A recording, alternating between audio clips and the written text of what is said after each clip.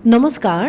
এই ষ্ট্ৰেচিং এক্সাৰচাইজটো কৰি আপোনালোকে পেটৰ চৰ্বিৰ লগতে আপোনালোকৰ কঁকালৰ মানে কমৰৰ কাষত যদি অতিৰিক্ত চৰ্বি জমা হৈছে সেই চৰ্বিও গলাব পাৰে। তাৰ লগতে আৰ্মছত মানে বাহুত যদি অতিৰিক্ত চৰ্বি জমা হৈছে সেই চৰ্বি গলোৱাটো সহায় কৰে। আপোনালোকে এই এক্সাৰচাইজটো কৰোঁতে এনেদৰে বহি ল'ব, বাওঁ হাতখন লাহেকৈ ওপৰলৈ উঠাই সোঁ ভৰিৰ আঙুলিকেইটা চুবলৈ চেষ্টা কৰিব। আপোনালোকে জোৰ জবৰদস্তি বহুত বেছি বেণ্ড হ'বলৈ চেষ্টা নকৰিব।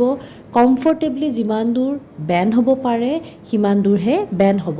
আপোনালোকে এই এক্সাৰচাইজটো এফালে 60 বাৰ কৰিব, আনফালেও 60 বাৰ কৰিব। এবাৰতে 60 বাৰ কৰিব নালাগে, প্ৰথমতে 20 বাৰ কৰিব, অলপ দেৰি গেপ দিব, আকৌ 20 বাৰ কৰিব, অলপ দেৰি গেপ দিব, আকৌ 20 বাৰ কৰিব।